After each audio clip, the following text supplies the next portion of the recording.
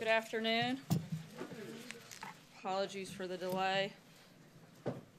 Today we solemnly remember the life and legacy of Martin Luther King Jr., who was viciously gunned down in Memphis 50 years ago this evening. In what would prove to be the final public speech of his incredible life, Dr. King said, "Like anybody, I would like to live a long life. Longevity has its place, but I'm not concerned about that now. I just want to do God's will, and He's allowed me to go up to the mountain, and I've looked over, and I've seen the promised land. I may not get there with you, but I want you to know tonight that we as a people will get to the promised land. And I'm so happy tonight. I'm not worried about anything. I'm not fearing any man. Mine eyes have seen the glory of the coming of the Lord." These prophetic words were from a man who found his identity and his purpose through his faith and selflessly led a movement that, while it cost him his life, changed the course of history. In honor of his sacrifice, we continue to perfect our union by defending the truth of all our country's founding principle, that all men are created equal. Looking ahead to tomorrow, the President will be traveling to West Virginia. While there, he will participate in a roundtable with CEOs and workers from companies who have provided bonuses, pay raises, and other benefits to their employees as a result of the Trump tax cuts. Also participating in the roundtable will be families who have more money in their pockets as a result of this new law, which passed without a single Democrat vote. This will be the President's fourth trip to West Virginia since he took office. Later this month, the President will welcome the decorated U.S. Olympic and Paralympic teams to the White House. This event will take place on April 27th. The President looks forward to celebrating these incredible athletes and their remarkable achievements in the 2018 Winter Games. Before taking your questions today, I have a special guest here with us, Secretary Nielsen from the Department of Homeland Security. As you all know, the President received a briefing yesterday on the administration's strategy to confront the growing threat of illegal immigration, drugs, and violent gang members coming across our southern border. As the President said, the mobilization of the National Guard will be an important part of the strategy.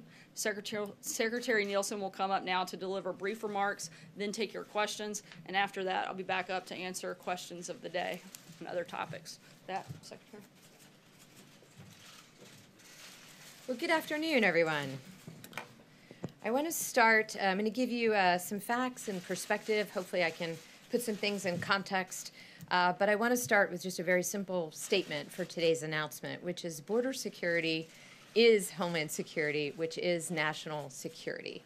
It's not a partisan issue. It's not something we can separate out. It's core to being a sovereign nation. The President has reiterated this many times. In fact, he has specifically said that a sovereign nation that cannot, or worse not, chooses not to defend its borders will soon cease, in fact, to be a sovereign nation. The threat is real. We've talked about it over the last 18 months. The Department of Homeland Security, since its creation in 2003, has watched for current and emerging threats. Despite a number of steps that this administration has taken, which I'll talk about shortly, we continue to see unacceptable levels of illegal drugs, dangerous gang activity, transnational criminal organizations, and illegal immigration flow across our border. This threatens not only the safety of our communities and children, but also our very rule of law, on which, as you know, our country was founded. It's time to act. So let's talk a little bit about that today. In an effort to prevent such a consequence, the President has directed that the Department of Defense and the Department of Homeland Security work together with our governors to deploy the National Guard to our southwest border to assist the Border Patrol. The President will be signing a proclamation to that effect today. When the President took office last year, he issued a series of executive orders and directives that empowered DHS for the first time in almost a decade to fully enforce our border security and immigration laws. At that time, we saw a precipitous drop in unlawful border crossings, 44% down in the first few months of after his inauguration. This Trump effect, as many of you have referred to it, and we have as well, on illicit border activity was undeniable as smugglers, transnational criminal organizations, and those who are responsible for illicit activity across our border were forced to wait and see if enhanced enforcement efforts would scale back their criminal activity for good. In the last 15 months, under the President's leadership, the administration has taken major steps to methodically strengthen border security. Let me just give you just a few, but we're happy to provide additional details. We stepped up the targeting of dangerous criminal gangs such as MS-13. We removed thousands more criminal aliens than the year prior. We no longer exempt entire classes of illegal aliens from the consequences of breaking our immigration laws. We began the first new border wall system construction in close to a decade. We modified our asylum system processing to more quickly adjudicate claims, and we ended so-called temporary immigration programs that were either constitutionally dubious or were administered in a manner that was inconsistent with the purpose of the law or contrary to the intent of Congress. Despite these actions, we've recently seen the numbers of illegal border crossings rise from 40-year lows last April to back to previous levels. Our current border security and immigration laws fail the American people. The system rewards bad behavior. It does not punish lawbreakers. It undermines our nation's economic interests. Make no mistake, interdiction without the ability to promptly remove those without legitimate cause is not border security. It is not national security. When the president took office, the traffickers, smugglers, TCOs, and the illegal aliens that serve as their currency paused to see what our border enforcement efforts would look like and if we could follow through on the deportation and removal. While we have been apprehending aliens at the border with historic efficiency, these illicit smuggling groups saw that our ability to actually remove those who come here illegally did not keep pace. They saw that there were loopholes they could exploit to avoid detention and removal. And let me give you some numbers to put how that has changed the context of our immigration and border security system. Before 2013, approximately 1 out of every 100 arriving aliens claimed credible fear, which is the first step in the United States asylum process. Today, more than 1 out of 10 do so. Why this matters is because this number unfortunately demonstrates and is indicative of the rising level of fraud that plagues our system. This prevents us from timely helping those who really do need asylum. When we have to deal with the fraud and the backlogs, we are unable to help those truly in need. Before 2011, over 90% of arriving aliens were single adult males. Today, 40% are families and children. The traffickers and smugglers know that if you arrive with a family under our current legal and court system, you have a much better chance of being released into the United States. We have seen the smugglers advertise this as an enticement, and we have seen traffickers, unfortunately, fraudulently use children to gain entry into our country. Before 2009, the last stat here, 90% of arriving aliens were Mexican nationals. Today, nearly 50% are from Central America. The traffickers and smugglers know that these individuals cannot, under U.S. law, be easily removed in an expeditious way back to their country of origin, and so they exploit the loophole. Each of these reflect the effects of legislative and legal loopholes that have made it that much more difficult to remove the bulk of those we apprehend, whether they are criminals, traffickers, gangs, or illegal aliens. Those falsely claiming asylum know that if they use the magic words credible fear, because of the low threshold that currently exists and because of the very large backlog, they will be released with work permits into the interior for many years before they see a judge. In 2012, when DACA was offered, families with children similarly understood that deferred action was on the table, and the possibility of further future deferred action has caused additional migration that continues through today.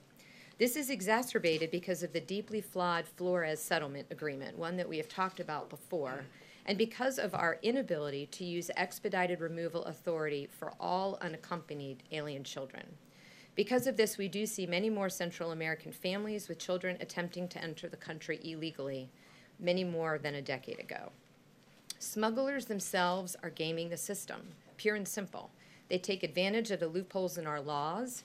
They know that we cannot prosecute as we need to stop their behavior, and we know in some cases it takes many years for them to be removed. This, in addition, creates a massive magnet for additional illegal immigration, TCO activity, and criminal activity across our border. Every day, we rely on a number of partnerships to help us accomplish our mission to secure our borders. State and local officials, interagency federal partners, Congress, and of course our international partners. I have been with and will continue to work with these partners. This is a problem that requires all of our attention. This administration has also asked Congress for help. Congress makes immigration law. It's that simple. That is how our system works. Congress makes immigration law. Congress decides which classes of aliens are allowed into the country and which can be deported. We've asked for changes to existing law to close loopholes that exacerbate the challenges we have and often result in a de facto court-ordered or resource-constrained resulting catch and release. The President, as you know, terminated administrative catch and release last year, but due to these loopholes, we often find, particularly those with family, they must be released after 20 days.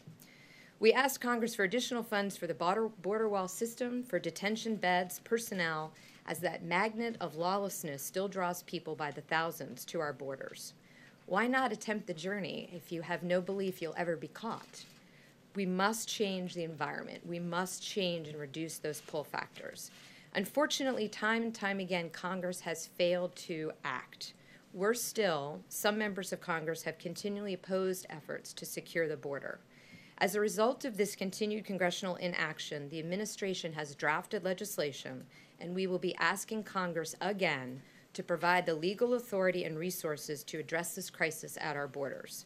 We will not allow illegal immigration levels to become the norm. More than 1,000 people a day, 300,000 a year, violating our sovereignty as a nation will never be acceptable to this president. Since becoming secretary, I've spoken with hundreds of members of Congress on the need for legislation. I will continue to speak with anyone who will listen about the need to end catch and release and close these loopholes once and for all. Based on conversations with congressional leadership, I am optimistic. We are a country based on the rule of law. I ask Congress to pass needed legislation with all urgency. I will work with you. Let's get this done.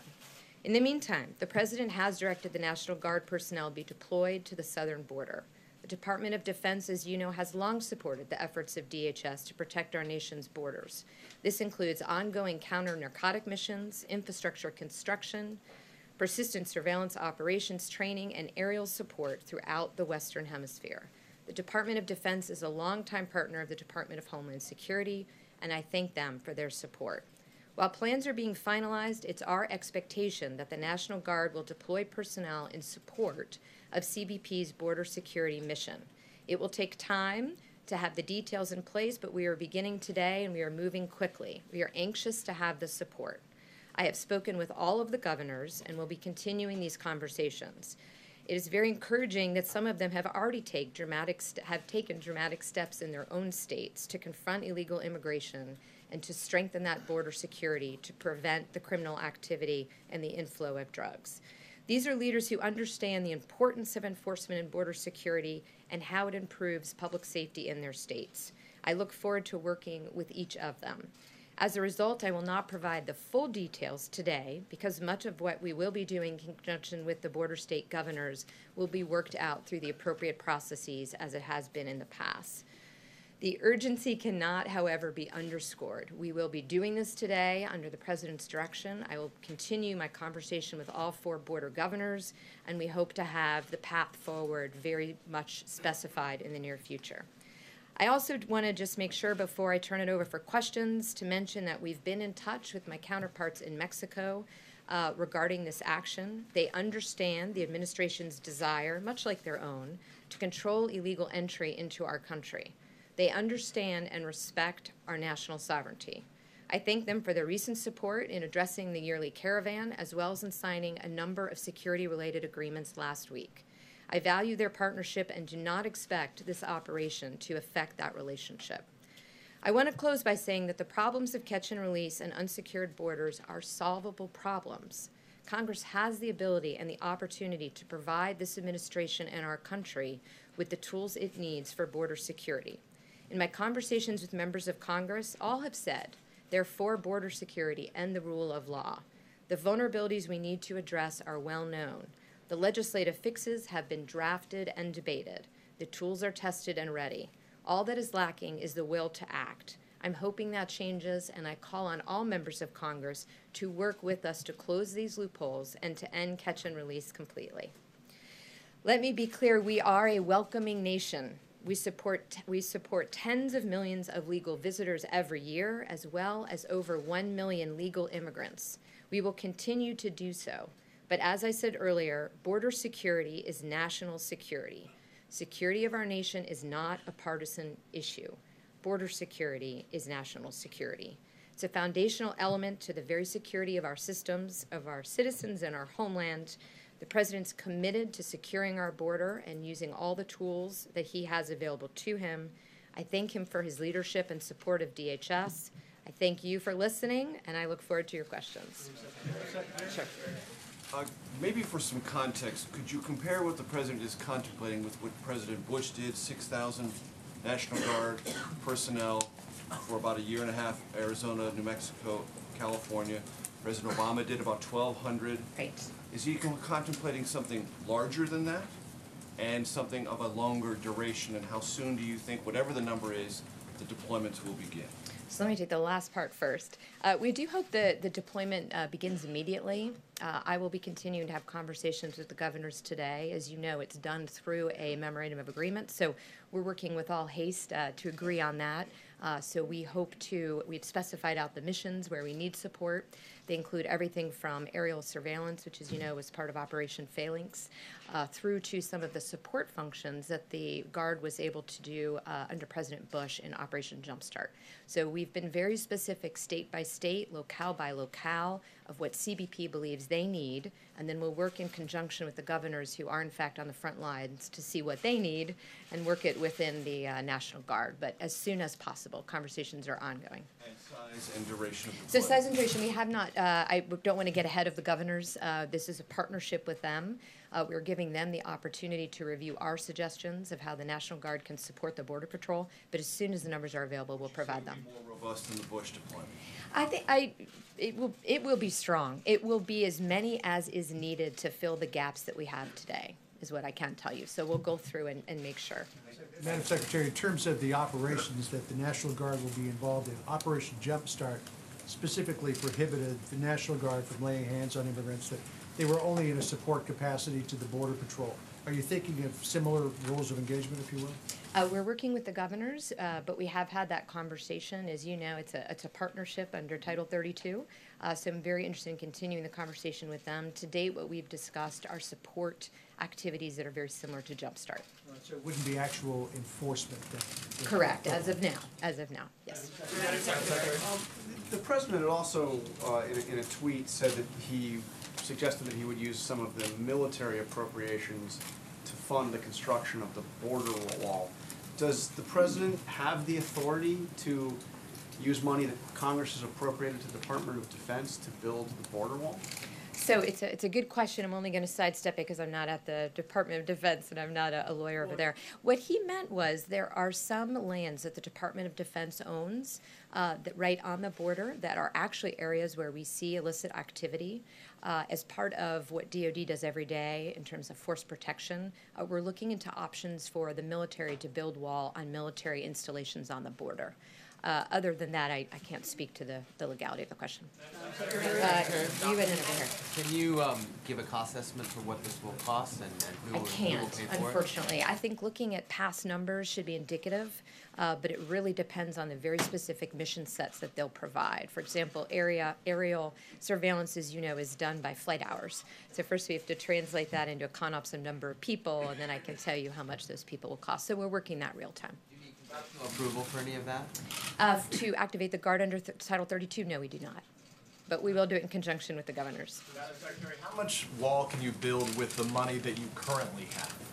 So the currently appropriated will build about 150 miles. The $1.6 billion So for that's the for omnibus? 17 and 18 together, yes. And we have started building, as you know, so we're building real time in Clexia. So new wall. How much new wall New have we wall. built to this point? So here, this is an important question. To us, it's all new wall. If there was a wall before that needs to be replaced, it's being replaced by a new wall. So this is the Trump border wall. In many cases, it will. Replacing current wall would count as new wall in your words? Yes, it would. And then how much will it cost to complete the entirety of the wall that you desire? So we are, the Border Patrol, as you know, has submitted a very specific plan to Congress where we need the wall, what type of wall we need. We finished evaluating all the prototypes. We have a toolkit, if you will. Some of the parts of the border are very different. In one place, we even have a wall that almost floats with the sand, if you will, because of the conditions there. In other places, we'll have taller walls, again, depending. Some places we have levees to do dual purpose. So we're continuing to work it out based on the funding that we have and what we've learned from the prototypes. We should have much better estimates soon. So we don't have a total ticket price at this time. It's still unclear what you think it will cost. We have the down payments. We're working with Congress real time to let them know what additional funds we need for what.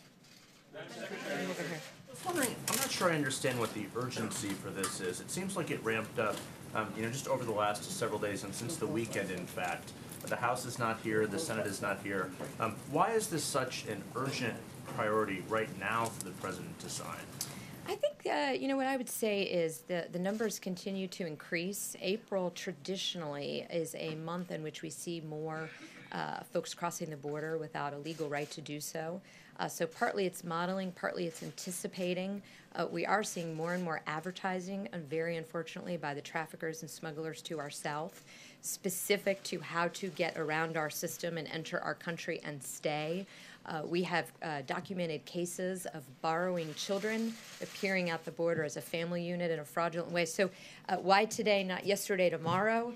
Today is the day. Today's the day we want to start this process. The threat is real, as I mentioned. But why not last year? I mean, what responsibility does the White House or the department have for not urging Congress to do something more permanent rather than having National Guard troops down there who are stretched thin already in their own states? No, Why now thank. on this? All those Yeah, no, problems it's were in a place. great question, and I appreciate the opportunity to clarify. We do want Congress to act.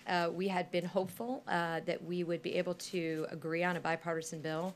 The president, as you know, supported 2 of the 4 that were offered on the floor this last go-round. So what we were trying to do is give Congress an opportunity to act. That has not gotten us where we need to be in terms of enforcing the law. So we're taking what actions we can as an executive branch and hope that we can soon again start the conversation with Congress.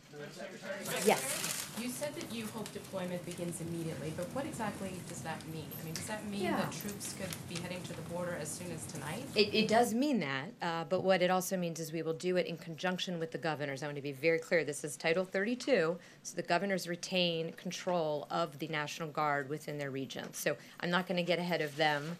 The ones that I have spoken to understand our urgency, our request. The National Guard understands the urgency and the request, so we will do it as expeditiously as possible, but it is an MOA process, so we're working through that real time. Yes? Just to thank you. follow up with Jeff's question, because this is the 440th day of the Trump administration. You talk about the urgency, you talk about it being April, but there's been a Right. lot of speculation in the country that this might have something to do with something the president saw on television on Sunday morning, or it might have something to do with the fact that the president wants to shore up support amongst his political base. Can you speak to that speculation? Is it true? I think what is true is the president is frustrated. He has been very clear that he wants to secure our border. He's been very clear that he wants to do that in a bipartisan way with Congress. I think what you're seeing is the president taking his job very seriously in terms of securing our border and doing everything we can without Congress to do just that. But I do hope as soon as Congress comes back that I can work with them. For how long have you been working on this plan? For how long have you personally been involved? It's always on the table. It's been done before, as you know. So it's not a new concept. It's nothing new. It's one of many things that we have looked at. We're in continuing conversations with the governors. This is a partnership, as you know. It's not new. We're just walking through all of the things that we can do. I listed some of the ones that we have done. We can provide you others. Last one. Thank you, Madam Secretary. You spoke of DACA and similar programs as a magnet, and the President has made similar arguments. That same argument was made against the Gang of 8 bill some years back.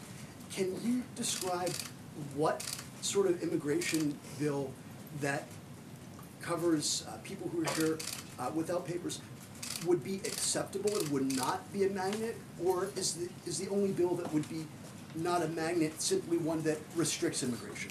Yeah, I think that's a good question. I don't think it's the bill per se. I think it's in some cases it's that the bill wasn't passed. So all of that uncertainty gives the conversation wings in the south of us. Hurry and get here now because nothing's. But at the time, Republicans who opposed the bill said that passing this bill will cause a wave of people coming to take advantage of it. And the president made a similar argument about DACA, even though people who arrive now aren't eligible for it, and you just made a similar argument about similar programs. So what, other than a bill that is only restricting immigration, do you think wouldn't be a magnet? Because every time Border security.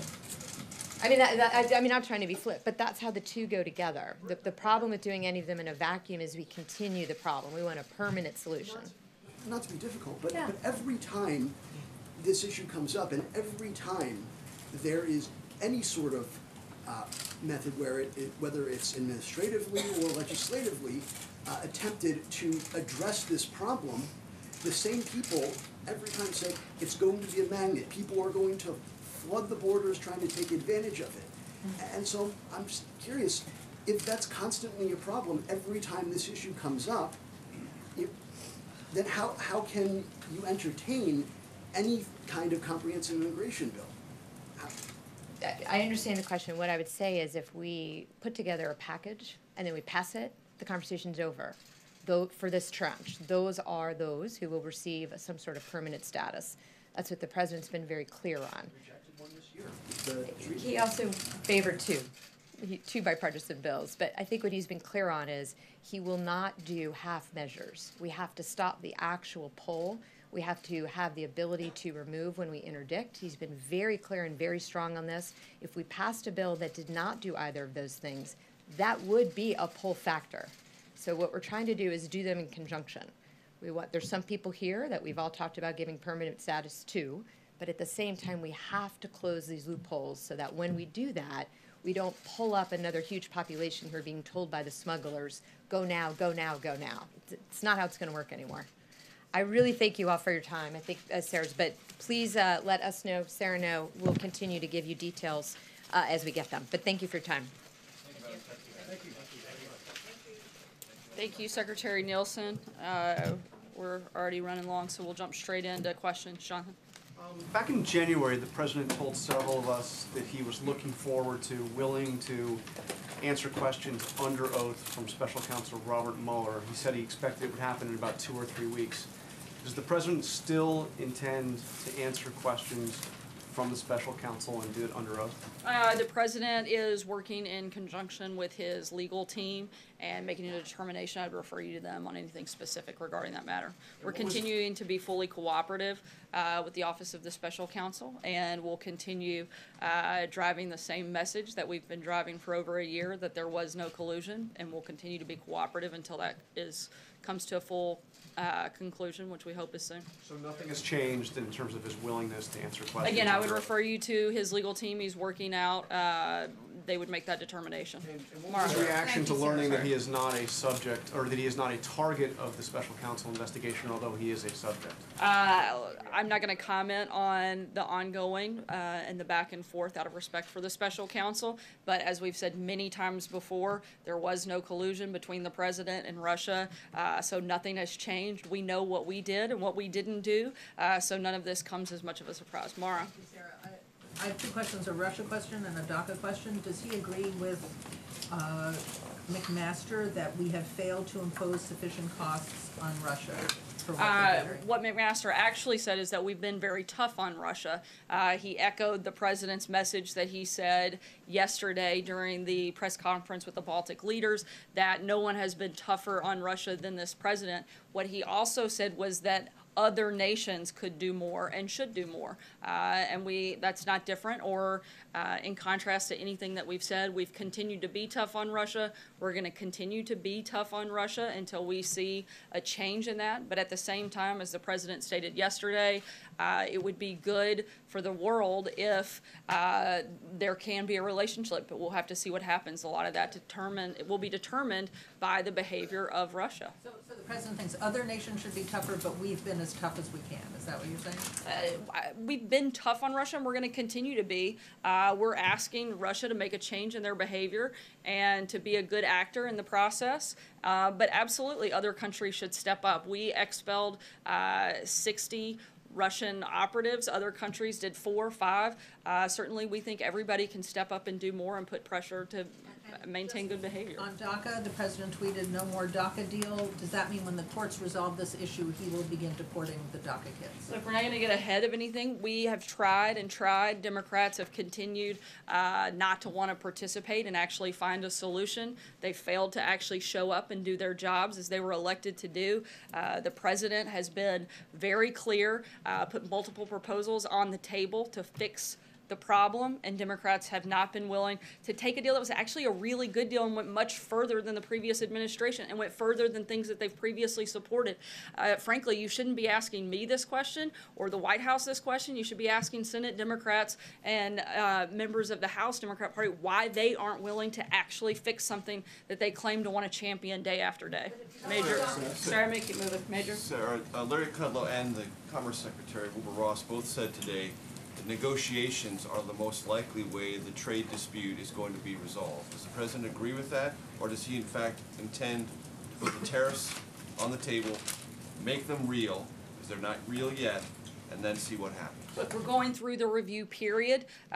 We're very lucky that we have the best negotiator at the table in the president, and we're going to go through that process. It'll be a couple months before tariffs on either side would go into effect and be implemented, and we're hopeful that China will do the right thing. Look, China created this problem, not President Trump, but we finally actually have a president who's willing to stand up and say enough is enough. We're going to stop the unfair trade practices. We're asking China to stop unfair trade practices, and we're going to work through that process over the next couple of months. Any change in Chinese behavior, these tariffs will take effect. I'm not going to get ahead of the process of where we are. We're in the review process right now, but certainly we expect China to make changes and stop the unfair trade practices that they've participated in for decades. The tariffs will take effect. Again, I'm not going to get, I just said, I'm not getting ahead of the review process, but I would anticipate that if there are no changes to the behavior of China and they don't stop the unfair trade practices, then we would move forward. John? In the meantime, Sarah, as all this is taking place, we're seeing some really wild swings in the stock market, which represents billions and tens of billions of dollars in real money. Is the president worried that this saber rattling is causing many people in this country to lose money? No, the president's worried that we have countries that have been taking advantage of us for decades, and that he's not going to allow that to happen anymore. We may have a little bit of short-term pain, but we're certainly going to have long-term success, and we're focused on long-term economic principles and making sure that we have a strong and stable economy, and that's exactly what the president's doing. Jim? Question on Amazon. The Pentagon could potentially award a very large cloud computing contract to Amazon. Given the president's recent criticisms of Amazon, is this something he would potentially have concerns about Amazon getting this contract? And would he ever personally intervene in the contract competition? The president's not involved in the process. DOD runs a competitive bidding process, and I would refer you to the Department of Defense on the specifics of how that process would work. Process whatsoever. That's not something the president is involved in. Again, this is a process run by DOD, and it's a competitive bidding process. For the specifics on it, I'd refer you to them. John? Thanks a lot, Sarah. Following There's a lot of Johns here today. We worked it out. The president, as Jennifer mentioned, has railed against Amazon over the course of the past few weeks, calling the deal that they have with the United States Postal Service a sweetheart deal.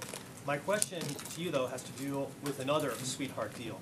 That's the $50 a night payment that the EPA Administrator Scott Pruitt paid to a lobbyist that did business with the EPA. As you know, Sarah, the president promised to drain the swamp. His behavior, his actions seem very swamp-like. Why is the president okay with this?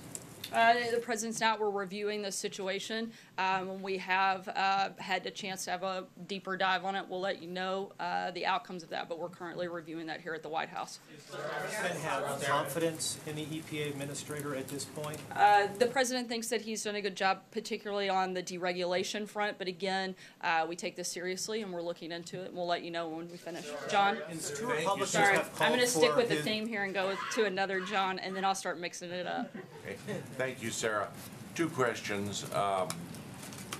Last week, BuzzFeed reported that Christopher Steele was claiming in a report, documented evidence, the FBI had a second report on the mysterious death of Mikhail Lesnin founder of Russian television, RT, and former press secretary to Vladimir Putin. He died at the Hotel DuPont. Originally it was said from a fall, but this report said he was bludgeoned after by people hired by oligarchs close to Putin. Does the administration have any comment on this, given the concatenation of commentary on Russia and response to Russian activities abroad? I don't have anything specific on that incident at this point. The other thing is, can we have a readout from the Mexican foreign ministers meeting here recently, including with the White House staff and Jared Kushner? I'm sorry, I couldn't hear the last. What was, I understand. are you asking if we're going to have a readout? Yes. Sorry. We're continuing in the NAFTA negotiation. We feel like we've made significant progress. We'll keep you posted as that continues. Jeff. Sarah, was the president persuaded by his advisors that it's important for the United States to stay in Syria? The president has maintained all along that our focus has been on defeating ISIS. There, we've made significant progress since the president took office, and under his leadership with the complete collapse of the caliphate there. We're continuing to make progress. We're continuing to work with our allies and partners in the region, but we want to focus on transitioning to local enforcement and do that over this process to make sure that there's no reemergence of ISIS in and take away some of the progress that we've made. And so that's what we're moving to. As this environment has changed because of the success under the president's leadership, we're evaluating it as we go. Repeatedly expressed his annoyance or his dissatisfaction with Iran, criticized the Iranian regime. Wouldn't taking U.S. presence out of Syria simply embolden Iran even further? No, because again, the purpose would be to transition that and train local enforcement, as well as have our allies and partners in the region who have a lot more at risk to put more skin into the game. And certainly that's something that the president wants to see happen, is for them to step up and for them to do more. And that's what we're working with right now. Julie? Sarah, just to follow up on that, the president said yesterday he wanted to see American troops come out of Syria, come home from Syria. Absolutely. The goal, again, is to defeat ISIS. And once we completely do that, we've made significant progress. And when there's no longer a need for troops to be there and we can transition to that local enforcement, that certainly would be the objective. Right, so what does that look like? What is the yardstick for measuring what eradicating ISIS looks like in Syria right now, based on the conditions on the ground that military commanders are looking at? And secondly, what did he tell his commanders yesterday during this meeting about how quickly he wants to see that play out? As the president has maintained since the beginning, he's not going to put an arbitrary timeline. He is measuring it in actually winning the battle, not just putting some random number out there, but making sure that we actually win, which we've been doing. We're going to continue doing that, and that determination will be made by the Department of Defense and the Secretary of Defense, which the president has given authority to do that. Cecilia? Transitioning to local forces, doing more of To the job. training and helping transition to local forces to make sure there isn't a reemergence of ISIS in Syria. Now? Right, that's continuing. We've been doing that, and we're going to continue to do that and continue making sure that they're prepared to take that. Cecilia? Back to two things that were talked about earlier. This sense of urgency about sending the National Guard to the border. The Secretary sort of sidestepped this question. Does this have anything to do with a report that the President saw on Fox News? I think it has everything to do with protecting the people of this country. I don't think this should come as a surprise. The president's been talking about securing the border for years, since he started on the campaign trail. He wanted to work through Congress. He asked them to do their jobs. He asked them to pass legislation that actually would close loopholes, that would secure our border, that would build a wall. He asked them to do a number of things. They failed time and time again, and now the president is making sure that in between the Congress actually doing something, he's doing what he can to protect the people of this country, and he's going to continue to do that and look at different measures that he can do that, whether it's through the National Guard, which is what he's doing today, or whether it's through other administrative actions that he has the authority to carry out without having to involve Congress, since they simply, Democrats apparently can't show up and actually do their jobs. No, sorry, I'm gonna keep going. This announcement of sending the military to the border is coming a week before the president makes his first ever trip as president to Latin America. What consideration has the administration given to the signal that sends to a region where the United States has had a long history of military involvement that's been very unpopular in the region? And how does that affect his ability to present the United States vision of Latin America while he's there?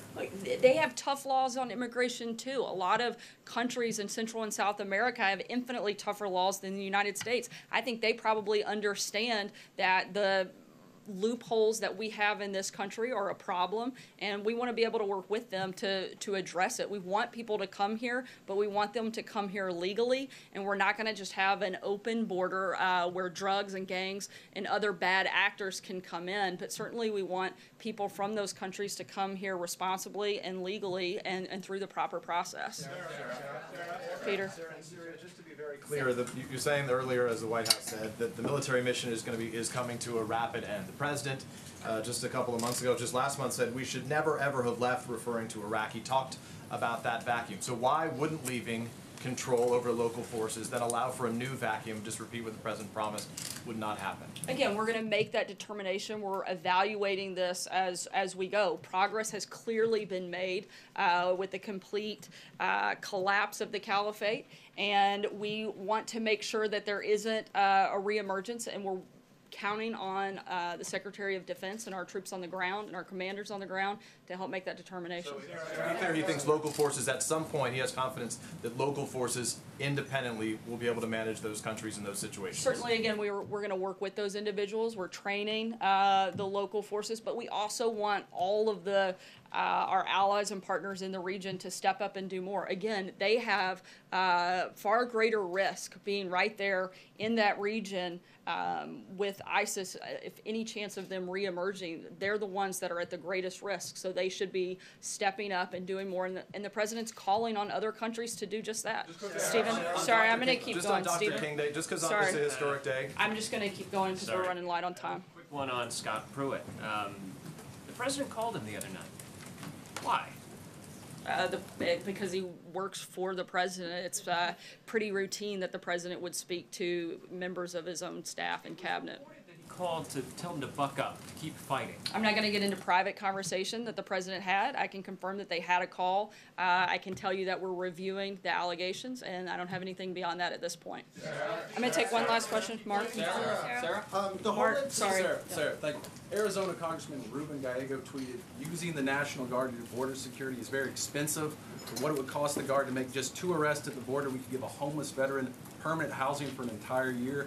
What's your response, and how concerned is the president with the cost of sending military? I don't think you can put a cost on American life. The president sees securing the border as national security issue and protecting Americans. If that congressman's so concerned, maybe he ought to show up and actually support legislation that would fix these problems instead of blaming the president, who's actually trying to do something about it. We'd like to see him work with us in partnership and actually do something instead of just complain about it. Thanks so much, guys. Hope you have a great day. How is he privately honoring? All right, everybody, that's Sarah Huckabee Sanders wrapping things up there at the White House. Going to take you out live now. Remember, I'm on the old set learning something.